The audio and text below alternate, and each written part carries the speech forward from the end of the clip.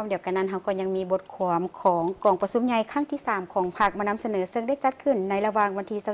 27-30 เมษายน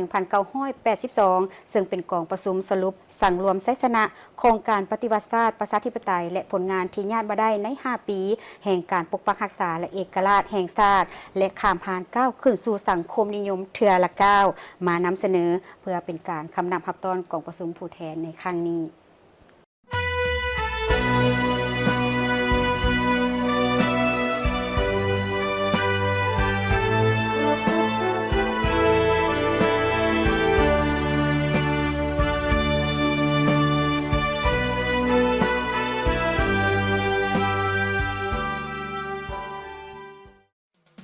กองประชุมใหญ่ครั้งที่3ของพรรคเป็นกองประชุมเปิดเผยทางการเพื่อทำอิฐต่อภายในและต่างประเทศ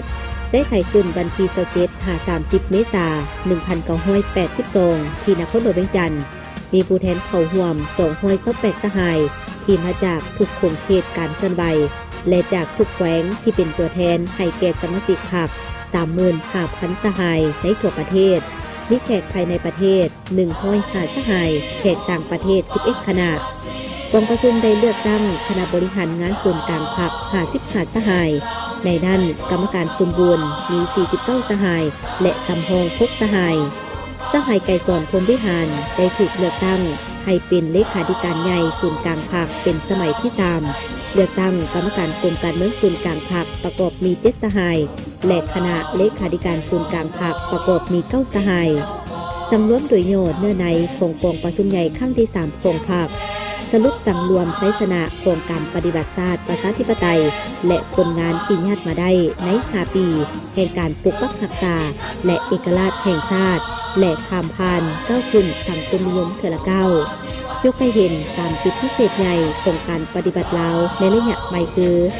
ประเทศลาวกับเวียดนามและกัมพูชาได้กลายเป็นด่านหน้าของระบบสังคมนิยมอยู่ในอาเซียนอาคเนย์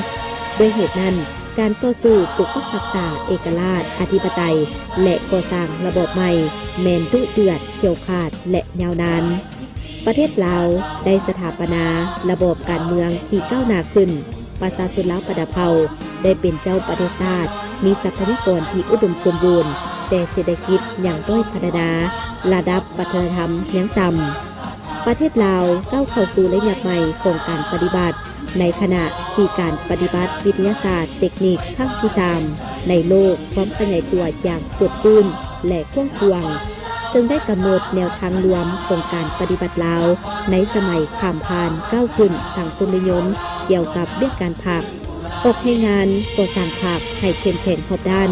ยกสูงลักษณะส่วนสั้นกรรมกรและลักษณะน้ำหนักต่อสู้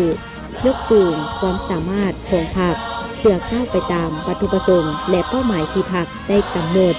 ขุดค้นและเสริมขยายถึงความอาจสามารถบ่มซ้อนของประเทศชาติโดยหันจากกสิกรรมป่าไม้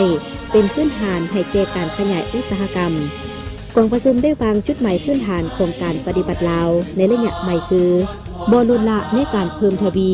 ปฏิบัติสิทธิ์เป็นเจ้าของประชาชนผู้ออกใช้งานเผ่าต่างๆก่อสร้างพื้นฐานวัตถุเทคนิคคนจำเป็นของระบอบสังคมนิยมเฮ็ดให้เศรษฐกิจแห่งชาติมีพื้นฐานกสิกรรมป่าไม้อุตสาหกรรมขยายตัวก่อสร้างและบูรณะการพัวพันแห่งการผลิตสังคมนิยมรับประกันให้บรรดาภาคส่วนเศรษฐกิจสังคมนิยมรวมฐานะครอบครองในพื้นฐานเศรษฐกิจแห่งชาติกองประชุมได้วางนโยบายการต่างประเทศของพรรคออกคือยึดมั่นในแนวทางต่างประเทศสันติภาพเอกราชมิตรภาพเพิ่มทวีอย่างบ่หยุดยั้งความสามัคคีแบบพิเศษการความสัมพันธ์สู่โหบและการความมือขอบด้านกับเวียดนามและกัมพูชาไอน้องสามัคคีแผ่นแป้นและความมือขอบด้านกับสหภาพโซเวียตและบรรดาประเทศสังคมนิยมญาติแยงเอาการเป็นใจกลางสนับสนุนจากบรรดาขบวนการปฏิบัติและประชาชนที่หักโหมสันติภาพและความเป็นธรรมในโลกคิดนำในการก่อสร้างพรรคแมนก่อสร้างพรรคให้นักแน่นเริ่มแข็งแรงอย่างแท้จริงทั้ง3ด้านการเมืองแนวคิดและการจัดตั้งการก่อสร้างพรรคต้องติดพันอย่างสนิทแน่นกับกระบวนการปฏิบัติของมหาชนในการปฏิบัติหน้าที่การเมืองของพรรคในแต่ละระยะ การปรับปรุงและขยายภาคต้องติดพันกับการปรับปรุงบูรณะกรมจักรราชและประดับองค์การจัดตั้งมหาชนก่อสร้างและปรับปรุงการจัดตั้งของพรรคต้องสมทบกับการเสริมสู่คุณภาพของพนักงานและสมาชิกต้องรับประกันเอาผู้ที่มีมาตรฐานครบถ้วนเข้าพรรค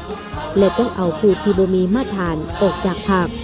ทิศทางหน้าที่และประดาจุดหมายใหญ่เกี่ยวกับเศรษฐกิจสังคมของแผนการ5 ปีแห่งรัฐครั้งที่1981-1985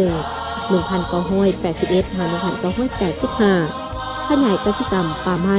หัตถกรรมอุตสาหกรรมน้อยสู่โซนก่อสร้างพื้นฐานวัตถุจำนวนหนึ่งที่จำเป็นให้ได้ในเบื้องต้นซึ่งต้นต่อแม่นก่อสร้างระบบคมนาคมขนส่งไปรษณีย์โทรคมนาคมจัดตั้งบอร์ดแจกจ่ายจราจรเพื่อรับประกันการชุบชูการผลิตให้ขยายตัวต้องนำใจหาภาคส่วนเศรษฐกิจให้ดีแต่เอาใจใส่เป็นพิเศษการช่วยเหลือให้เศรษฐกิจของรัฐและเศรษฐกิจร่วมหมู่มีการขยายตัวก่อสร้างเศรษฐกิจศูนย์กลางไปพร้อมกับการออกแรงงานก่อสร้างเศรษฐกิจท้องถิ่นต้องใช้ทุกวิธีการเพื่อปรับปรุงบูรณะและเปิดกว้างบรรดาระบบการศึกษาการประสานสมทบระหว่างเศรษฐกิจกับเรื่องงานปกส.ปรับปรุงและเพิ่มทวีการความสัมพันธ์ร่วมมือทางด้านเศรษฐกิจกับเวียดนามและกัมพูชีบนพื้นฐานเสมอภาพต่างฝ่ายต่างมีผลประโยชน์ปรับปรุงบูรณะกลุ่มจักคุ้มครองเศรษฐกิจปฏิบัติระบบรวมศูนย์ประชาธิปไตยอย่างเคร่งครัด